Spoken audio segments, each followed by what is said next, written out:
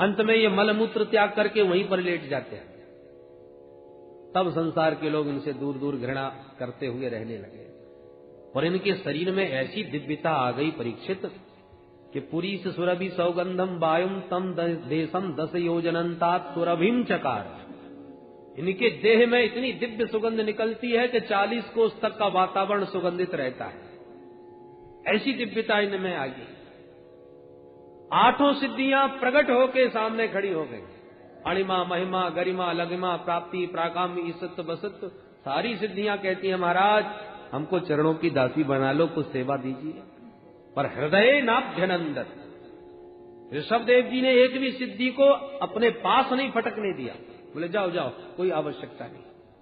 परीक्षित ने पूछ दिया महाराज सिद्धियों के लिए तो लोग पागल बने घूमते हैं, कुछ लोग तो भूत प्रेतों की सिद्धि में ही जिंदगी बर्बाद कर लेते हैं, पर अणमादिक सिद्धियां तो बड़ी दुर्लभ होती हैं।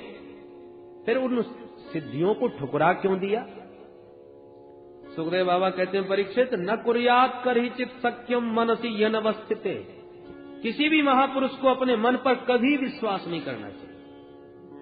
ये मन बड़ा धोखेबाज है। अभी मन में कोई इच्छा नहीं है क्योंकि हमारे पास ही कुछ नहीं है, फक्कड़ है। आज मन कहेगा अरे सिद्धियां हैं, सेवा करना चाहते हैं, स्वीकार करने में क्या है? उनका दुरुपयोग नहीं करेंगे, जब जरूरत पड़ेगी तब देखेंगे। तो पहले तो सिद्धियों को स्वीकार करवाएगा, फिर कहेगा अरे बेचारा देखो इतना परेशान है ये व्यक्ति, अपनी सिद्धि का प्रयोग करके इसका कल्याण करो। ये मन बड़ा धोखेबाज है। छूने देखने में क्या बुराई है, देख लो। फिर कहेगा पास जाने में क्या बुराई है, फिर कहेगा बात करने में क्या बुराई है, फिर कहेगा थोड़ा छूने में क्या बुराई है। ऐसे ऐसे कर करके तुम्हें गर्त में डाल देता है। इसलिए न कुर्यात कर ही चित सक्षम मनसी अनवस्थित, मन पर कभी विश्वास न करें। यही शिक्षा देने के लिए ऋषभ भगवान ने सिद्धियों को ठुकरा दिया, क्योंकि सिद्धि आएगी तो मन में प्रसिद्धि की कामना भी आएगी, और जब प्रसिद्धि की कामना से आपने चमत्कार किए, नमस्कार हुई, जय जयकार भई, बस वही अहंकार घेर लेता है। मान बड़ाई जब से आई तब से किस्मत फूटी, स्वामी स्वामी बजने लागे लगन राम से छूटी। इसलिए जो सच्चे सत्पुरुष होते हैं वो इन चक्कर में नहीं पड़ते। माँ अपने बच्चे को बार बार देखती है, जो अबोध बच्चा होता है क्या कर रहा है, जब देखती है खेल रहा है तो निश्चिंत हो जाती है। कभी पुकार देती है बीच बीच में, बेटा आओ, बड़ी देर से कुछ खाया नहीं है, पर खेल में इतना मस्त बच्चा माँ की भी नहीं सुनता, तो माँ कहती है चलो थोड़ी देर और खेलने दो। माँ का वात्सल्य तो पुत्र के लिए तत्पर है हाथ में लेने को, पर बेटा खेलने में मस्त है तो माँ भी सोच लेती है चलो खेल ही रहा है। पर माँ कभी कभी बहुत व्यस्त रहती है, और उस समय बच्चा जब माँ को छेड़ता है गोद में आने के लिए, तो माँ फिर खिलौने देती है, देख बेटा थोड़ी देर खेल ले, मैं थोड़ा ये काम और निपटा लूं फिर तुझे संभालूंगा। बच्चा यदि खेलने में मस्त तो माँ फिर अपने कार्य में व्यस्त। पर बच्चा जब माँ के दिए सारे प्रलोभनों को फेंक देता है, चाहे खिलौना देवे चाहे कुछ भी, तब माँ समझ लेती है कि अब इसे मेरी परम आवश्यकता है, अब ये मेरे बिना नहीं रहेगा। तब कितने भी काम पड़े हो सब छोड़ेगी, पहले बच्चे को संभालेगी। उसी प्रकार भगवान का स्वभाव है। जीव जहां भगवान की ओर अभिमुख हुआ कि भगवान ने ये मान बढ़ाई के खिलौने उसे थमाए, और प्राय बड़े बड़े महापुरुष इन खुनखुनों में ही खेलते रह जाते हैं, इन रिद्धि सिद्धियों के चमत्कार में ही फंस के रह जाते हैं। इन समस्त प्रलोभनों का परित्याग जो कर देते हैं वो प्रभु का सामीप्य और अनुग्रह प्राप्त करते हैं। ये शिक्षा देने के लिए ही ऋषभदेव जी ने सिद्धियों को ठुकराया परीक्षित। अंत में परम गति को प्राप्त हुए, पर ऋषभ भगवान की इस बाह्य क्रिया का अनुकरण किया अरहन नाम के राजा ने, और वहीं से जैन मत का शुभारंभ हो गया। ऋषभनंदन भरत बने सम्राट, जिनके 5 पुत्र हुए। बड़े पुत्र सुमति को सत्ता का भार सौंप करके भरत जी भी भजन करने चले गए कुलाश्रम में, पर एक दिन गंडकी नदी में स्नान करने के बाद भगवान सूर्य नारायण को जल दे रहे थे कि गर्भवती मृगी पानी पीने पहुंची और उसी क्षण किसी सिंह की गर्जना सुनाई पड़ी, तो गर्भवती मृगी ने छलांग लगा दी नदी पार करने के लिए और उसी पल उसके गर्भ का बालक पैदा हो गया, मृगी का प्राणांत हो गया। बच्चा पैदा होते ही पानी में गिरा। भरत जी ये दृश्य देख रहे थे। मैंने तुरंत कुछ नहीं किया तो बच्चा भी मर जाएगा। छलांग मारी, बच्चे को बचा लिया, लेके घरे आए। देखो दया का काम यही पूरा हो गया। जीव मात्र पर दया करो, दया धर्म का मूल है, ठीक बात है, परंतु कभी कभी सात्विक वृत्तियां भी जीव के बंधन का कारण बन जाती है। दया का काम यही पूरा हो गया कि आपने बच्चे को पानी से बाहर निकाल लिया। अब घर ले आए, घर ले जाकर के फिर दूध पिलाया, फिर कोमल कोमल घास तोड़ तोड़ के खिलाई, खाने लगा, पीने लगा, उछलने लगा, चाटने लगा। अब भरत जी का चित्त चिपकने लगा। वही दया धीरे धीरे मोह में बदलती चली गई। कितना प्यारा है। अकेला रहता था, अब इससे थोड़ा मन लग गया। आश्रम में चहल पहल हो गई। मृग का छोना उछल कूद करने लगा। भजन करने ध्यान में कभी बैठते हैं तो मृग का छोना आके चाटने लगता है, सूंघने लगता है, डांट देते हैं तो भोला बन के सामने बैठ जाता है, तो दया आ जाती है। कितना प्यारा है। मैं ही तो इसका माँ बाप हूं, मेरे अलावा है कौन इसका। धीरे धीरे मोह प्रबल होता चला गया। अब एक दिन वो आया कि मृग का छोना भाग गया, सजातीय मृगों के झुंड के साथ चला गया। अब भरत जी ने खूब ढूंढा, चारों तरफ कहीं नहीं मिला। इतने पागल हो गए उसके प्रेम में कि सूर्य भगवान से पूछ रहे हैं, चंद्रदेव से पूछ रहे हैं, कहां चला गया भैया, तुम ही बताओ। कहीं पता नहीं चला। तो प्रेम दीवाने भरत जी उसी के प्रेम में शरीर त्याग बैठे। अंत्ययामति सागति, चिंतन मृग का हुआ, अगले जन्म में मृग योनि प्राप्त हो गई। अरे जीवों पर दया करना बहुत अच्छा काम है, पर दया को भी जरा सावधान होकर कीजिए। आजकल कुत्तों पर बहुत दया कर रहे हैं, गोदी में खिलाते हैं, तो सावधान। दया की भी एक मर्यादा है, किस पर कैसे दया की जाए। तो मृग योनि प्राप्त हो गई, परंतु कोई भी किया हुआ शुभ कर्म कभी व्यर्थ तो जाता नहीं। तप का फल था कि मृग योनि में पूर्व जन्म की स्मृति बनी रही, जिसके कारण मृग देह भी सनई सनई प्रारब्ध भोग समझ करके अंत में त्याग दिया। तीसरा जन्म एक ब्राह्मण परिवार में हो गया। अंगिरा गोत्रीय ब्राह्मण के घर जन्मे। 9 भाई थे, सब पढ़ लिख के विद्वान बन गए, वेद पाठी। पर पिताजी इनको पढ़ा पढ़ा के परेशान। वेदों मंत्र तो याद करना दूरा, कभी गायत्री मंत्र भी याद करके नहीं सुनाया। पिताजी ने इनका नाम रख दिया जड़ भरत, महामूर्ख। भरत जी चाहते भी यही थे कि पागलपन की मोहर लग जाए ताकि दुनियादारी से बच जाए। संसार से बचने का एक ही उपाय है कि पागल हो जाओ, क्योंकि जब तक संसार में संसारियों को ये लगेगा कि इससे कुछ हमारा कार्य सिद्ध हो सकता है, ये हमारे मतलब का है, तब तक दुनिया पीछे ही पड़ी रहती है। और दुनिया के मतलब के जब नहीं रहोगे तो दुनिया अपने आप ही छोड़ देगी। स्वार्थी दुनिया बड़ी विचित्र है। एक बार एक बालक घर छोड़ के भाग गया, महात्मा बन गया, अच्छे सिद्ध महात्मा की शरण में पहुंच गया। घर वालों को पता चल गया कि हमारा बेटा अमुक जगह बाबा बना बैठा है। पहुंच गए सब, महाराज हमारा बच्चा है, 4 भैयाओं में सबसे छोटा यही है, कृपा करो, दया करो, इसको हमारे घर लौटा दो। गुरुजी ने चेला को बुलाया, बेटा तेरे परिवार वाले इतना प्रेम कर रहे हैं तुझसे, तू घर चला गया। अरे नहीं गुरुजी, हमको ना छोड़ो, हम तो आपकी शरण में आ गए। गुरुजी ने कहा तेरे को भजन ही तो करना है, मंत्र दे दिया, वेश दे दिया, अब तू घर में जाके भजन कर लेना। जो आ गया गुरुदेव। चला आया बेचारा घर वाले बड़े प्रसन्न, हमारा भैया लौट के आ गया। बड़ी मुश्किल से ला पाए, वो तो गुरुजी की कृपा हो गई तो भेज दिया, नहीं तो ये तो बन गया था बाबा। अब घर में आके उन्होंने नियम वही, 4 बजे जगना, नहा धो करके भजन में बैठ जाना, 12 बजे तक जप करना, और फिर खड़े होकर के भोजन का समय हो गया सो पा लिया, पा करके फिर थोड़ी देर आराम करके फिर भजन में बैठ गए। 2-4 दिन तक तो कोई कुछ नहीं बोला, कोई बात नहीं भाई, साधुओं के यहाँ से आया, भजन का दूध चढ़ा है, करने दो। जब महीना भर होने को आ गया तो भैया बोले, क्यों भैया, हम तुझे इसीलिए लाए थे क्या? खेतों पर काम चल रहा है, चैत की फसल कट रही है, सब इतने व्यस्त हैं और तू जब देखो तब माला ही सटकाता रहता।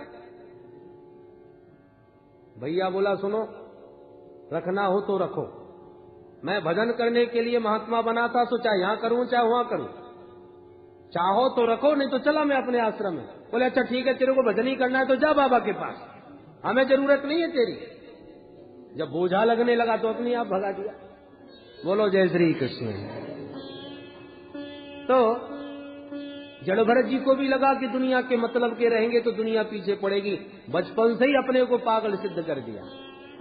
अद्भुत ज्ञान होने के बाद भी पागलों जैसा व्यवहार जानबूझ के करते हैं। जड़ भरत नाम ही पड़ गया। अब विवाह कौन करता? परंतु जब माता पिता पधार गए तो भैया तो पागल समझ के कुछ नहीं बोले, पर भाभियों को बड़ी जलन होने लगी।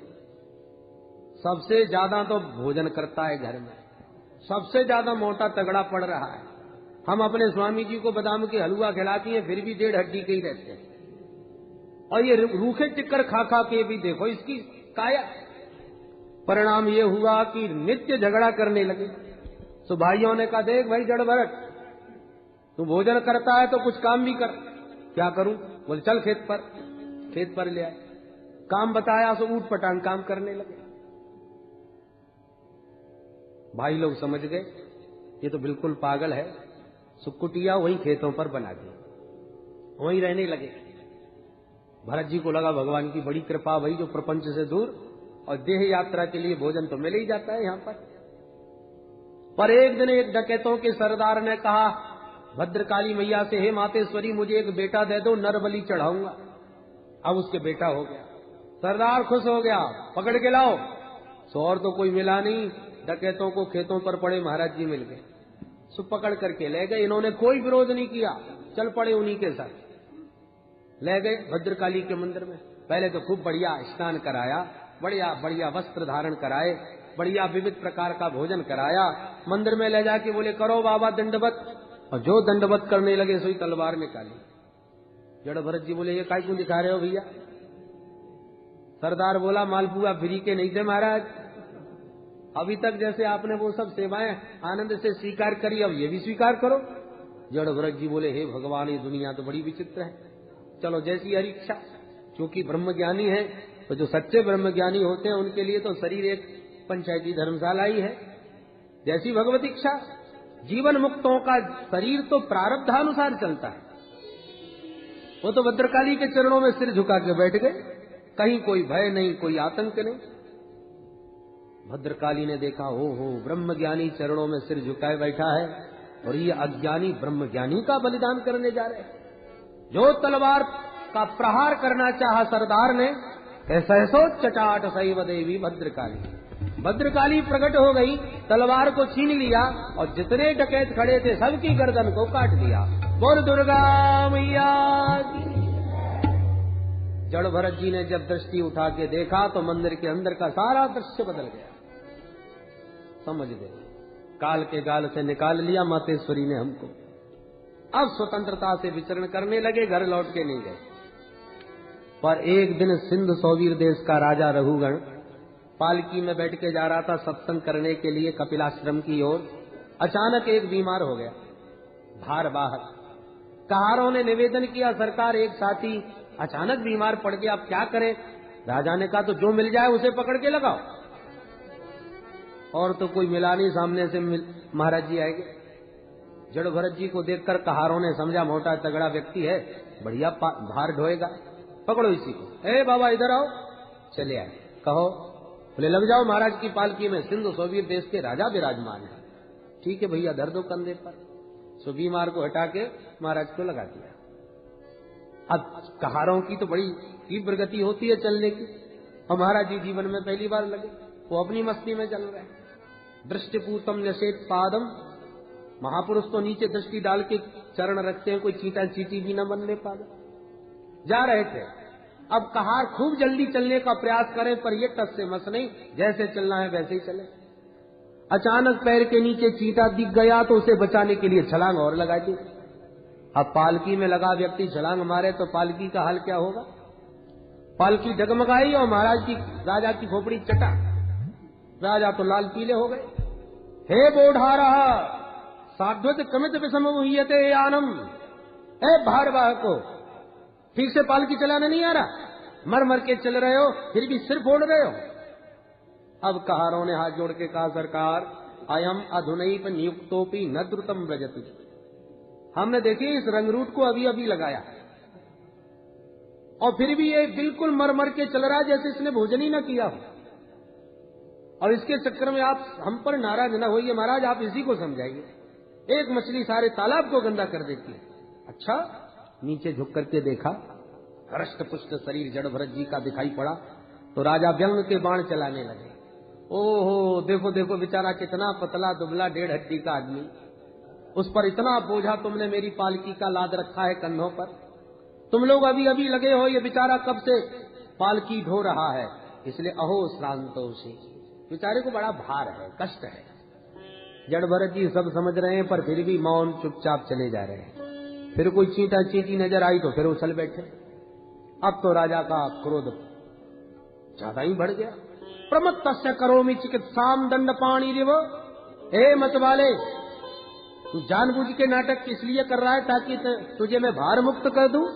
बहुत अच्छी तरह जानता हूं मैं, वो दंड दूंगा जैसे यमराज पापियों को शुद्ध करते हैं। अब जड़ भरत जी को लगा कि यदि मैं नहीं बोला तो ये ऐसे ही बोलता रहेगा, बोलने से मुझ पर तो कोई फर्क नहीं पड़ने वाला, परंतु मेरा अपमान करने से ये जरूर नरक में गिरेगा।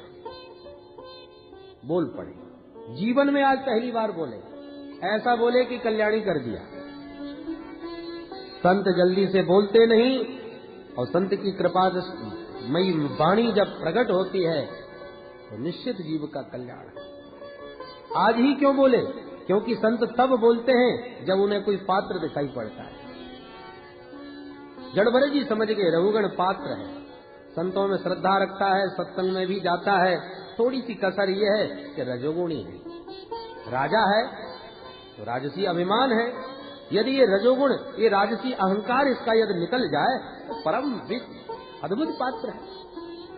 और मेरा अपमान करता रहेगा तो ये नरक में गिरेगा, और ये नरक में गिरेगा तो संतों की बदनामी भी होगी। लो, नित्य संतों में श्रद्धा रखने वाला, सत्संग सुनने वाला भी नरक में गया, इसलिए बोलना पड़ेगा।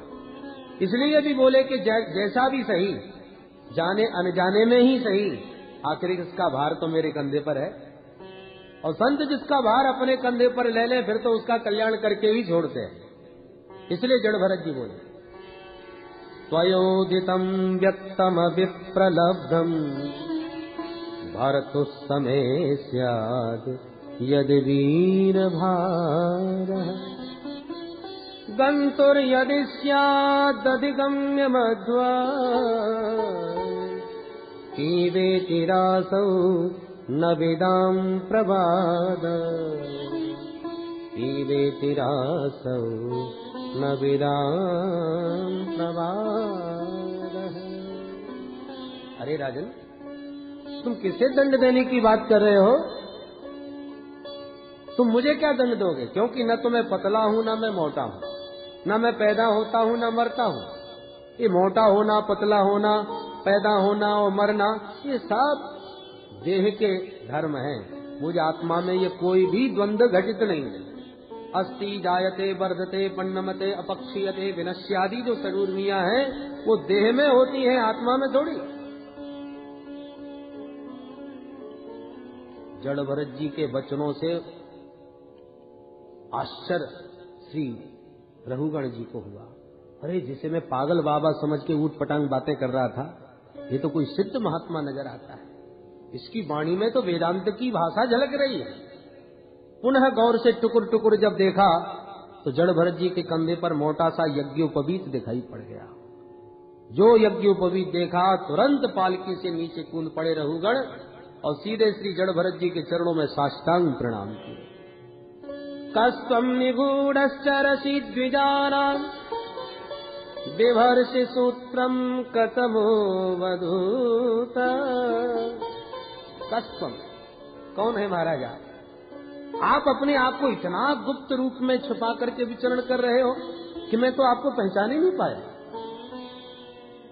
आपका यज्ञोपवीत बता रहा है कि आप सच्चे कोई ब्रह्मज्ञानी ब्राह्मण हैं। मैं महाराज संसार में किसी से नहीं डरता, मुझे साक्षात यमराज से भी डर नहीं लगता। जड़ भरत जी बोले तो फिर क्यों गिड़गिड़ा रहे हो? बोले महाराज और किसी से नहीं डरता, डर लगता है तो केवल ब्राह्मण के क्रोध का। ना हम विशंके सुरराज वज्रात न त्रक्षशूलात न यमस्य दंडात नान्यर्क सोमानिल वित्त पासा संके वृषम ब्रह्म कुलावमाना। डर है तो ब्राह्मण कुल के अपमान का, क्योंकि ब्राह्मण यदि कुपित हो जाए तो वो केवल उस व्यक्ति को ही नहीं मारता, उसके सारे वंश का विनाश कर देता है। इसलिए महाराज आप कौन हैं? जड़ भरत जी मुस्कुरा पड़े और बोले राजन है तो हम भी ब्राह्मण, पर खतरनाक ब्राह्मण नहीं। कोई डरने की आवश्यकता नहीं, जो कुछ कहना है निर्भीक होके कहो। रघुगण ने कहा महाराज बस एक मेरे मन में जिज्ञासा है आपके शब्दों के प्रति। क्या? आपने अभी अभी कहा महाराज न मैं मोटा हूं, न पतला हूं, न छोटा हूं, न बड़ा, न मरता हूं, न जन्म लेता हूं। ये सब ठीक है, और आपने कहा मुझे कोई सुख दुखादि द्वंद प्रभावित नहीं करता। ये तो कुछ समझ में बात आई नहीं। देखिए महाराज, किसी ने चूल्हा जलाया, उस पर बटलोही रखी, बटलोही में पानी भर के चावल डाल दिए, तो क्या होगा? पहले तो अग्नि का ताप बटलोही को गर्म करेगा, फिर बटलोही का ताप पानी को गर्म करेगा, फिर पानी का ताप चावल को भात बना देगा। उसी प्रकार शरीर में पीड़ा होगी तो इंद्रियों को कष्ट होगा, इंद्रियों को कष्ट होगा तो मन को भी कष्ट होगा, मन को कष्ट होगा तो शरीर में स्थित क्या आत्मा को कष्ट नहीं होगा? फिर आपने ये कैसे कह दिया कि मुझे आत्मा को कोई सुख दुख प्रभावित नहीं करता, कोई द्वंद प्रभावित नहीं करता? स्थाल्यग्नितापात पयसोभिताप तत्ताप तस्तंडुल गर्भरंध्रि देहेन्द्रिय स्वाशय सन्निकर्षात् तत संसृति पुरुषस्य अनुरोधा। लौकिक दृष्टांत देकर के जब अपनी बात रघुगण ने रखी तो श्री जड़ भरत जी खूब हंसते हुए बोले राजन हो तो तुम महामूर्ख, पर विद्वानों के संग में बैठ करके आत्मा की बातें करना सीख लिया, आत्म तत्व को जानते कुछ भी नहीं। अकोविद कोविद बाद वादा, मूर्ख हो करके अज्ञान और ज्ञानियों जैसी बातें कर रहे हैं। अरे राजन, जो तुमने दृष्टांत दिए वो सब सावयव पदार्थों का दृष्टांत है। जल है, बटलोही है, चावल है, आग है, ये सब सावयव है, इनको देखा जा सकता है, इनको छुआ जा सकता है। पर जिस आत्मा के साथ तुम घटा रहे हो उस आत्मा को देखा है तुमने? आत्मा को कोई छू सकता है? आत्मा का कोई रूप बता सकता है कि वो काली पीली गोरी भूरी मोटी पतली कैसी है आत्मा? आकाशवत है आत्मा का स्वरूप जो निरवयव है। आकाश है। आकाश क्या है? बोले जो भी शून्य दिखाई पड़ रहा है ये सब आकाश है। अब कोई कहे देखो मैंने आकाश को मुट्ठी में कैद कर लिया, तो क्या आकाश मुट्ठी में कैद हो सकता है? कोई चाहे कि मैंने तलवार से आकाश के 2 टुकड़े कर दी, तो क्या आकाश तलवार से 2 टुकड़ों में कट सकता है? कोई आग से आकाश को जला सकता है? कोई पानी फेंक करके आकाश को गीला कर सकता है? जैसे आकाश का कुछ नहीं बिगाड़ सकते, ऐसे ही आत्मस्वरूप आत्मा जो है वो आकाशवत निरवयव तत्व है। इसलिए नैनम सिंदंती शस्त्राणी नैनम दहति पावक, उसका भी कुछ नहीं बिगड़ता। तो ये सुख दुख का भोक्ता कौन? बोले भाई ये जो मनीराम जी हैं ये सुख दुख के मूल कारण है। मन की अनुकूलता में सुख, मन की प्रतिकूलता में दुख।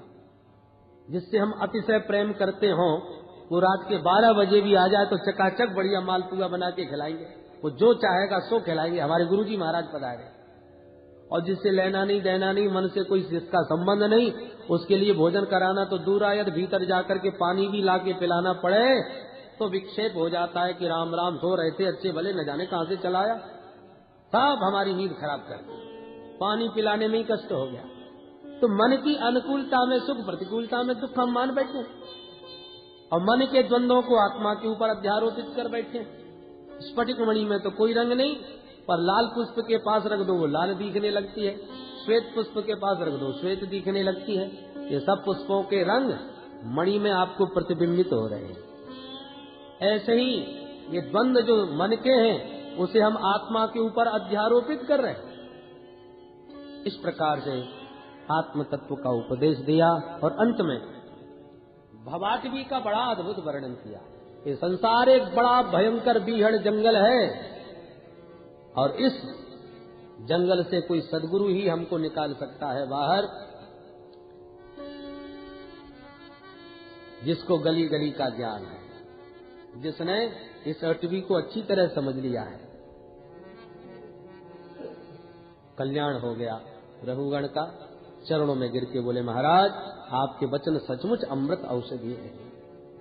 श्री जड़भरत जी बोले, राजन तपस्या चाहे जितनी कर लो, चाहे जितने बड़े बड़े यज्ञ कर लो, चाहे जितना सत्संग सुन लो, पर जब तक इन महापुरुषों की चरण रज में अभिषेक नहीं करोगे तब तक कल्याण होने वाला नहीं।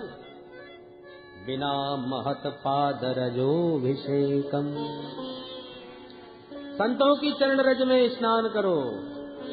तुम तो सिंध सौवीर देश के राजा हो, मैं तो पूर्व में सम्राट, चक्रवर्ती सम्राट रह चुका हूं, समस्त भूमंडल का राजा बन चुका हूं। इसलिए राजन ये सब अनित्य संबंध है। यदि अपना वास्तविक कल्याण चाहो तो ये सारा अहंकार त्याग कर संतों के चरणों में प्रणाम करना सीखो। पानी खूब बरस रहा है, पर जो ऊंचे ऊंचे पहाड़ हैं उन पर भी बरसता तो है पर टिकता नहीं। पानी टिकता कहाँ है? जहाँ गहराई होती है, नीचाई होती है, वहीं पर पानी ठहरता है।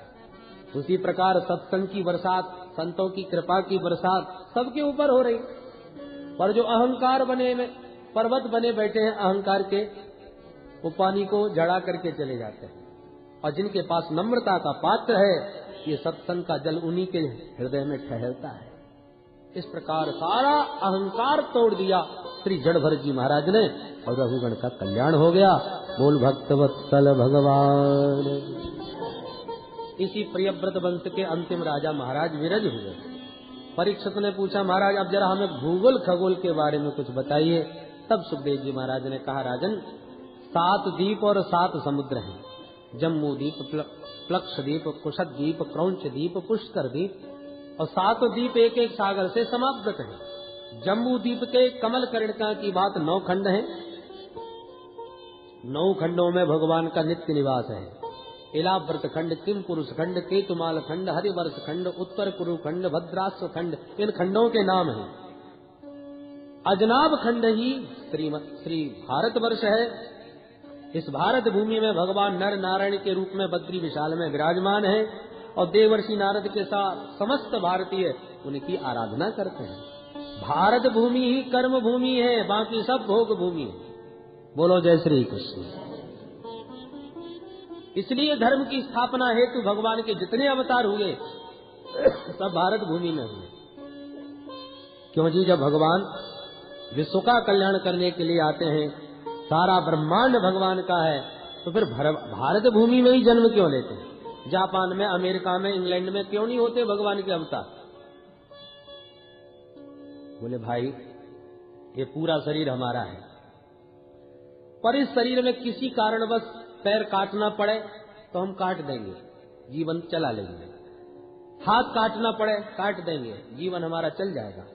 आंख निकालनी पड़े निकाल देंगे, जीवन उसके बिना भी चल जाएगा। पर हृदय की धड़कन यदि बंद हो गई तो गोविंदाय नमो नमः। पूरा शरीर स्वस्थ है, सुरक्षित है, हाथ पैर नाक कान सब ठीक है, पर हृदय की धड़कन यदि समाप्त हो गई तो शरीर व्यर्थ हो गया। उसी प्रकार समस्त विश्व परमात्मा का शरीर विराट वपु है, परंतु भारत भूमि भगवान का हृदय स्थल है। और इस भारत भूमि में धर्म की धड़कन जब तक चल रही है तब तक विश्व में धर्म का साम्राज्य है। और भारत भूमि के हृदय स्थल से यह धर्म की धड़कन रुक गई तो सारे विश्व से धर्म की हानि हो जाएगी। और धर्म की रक्षा भारत भूमि में हो गई तो विश्व में धर्म की रक्षा हो जाएगी। इसलिए भगवान के जितने भी अवतार हुए धर्म संस्थापनार्थाय संभवामि युगे युगे। धर्म की स्थापना के लिए भारत भूमि में ही भगवान पधारे। बड़े बड़े देवता इसीलिए भारत भूमि में जन्म लेने को तरसते हैं।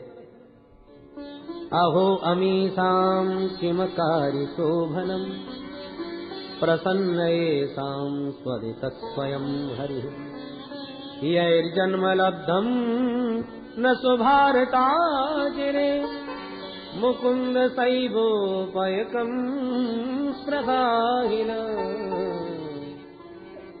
भारतीयों को जब भगवान की सेवा में रत देखते हैं देवता तो उनके मन में जलन होती है कि ये मानव जो आज तक हमारी पूजा कर रहा था, यदि इसी प्रकार से आराधना करता रहा तो कल इसकी पूजा हमको करनी पड़ेगी।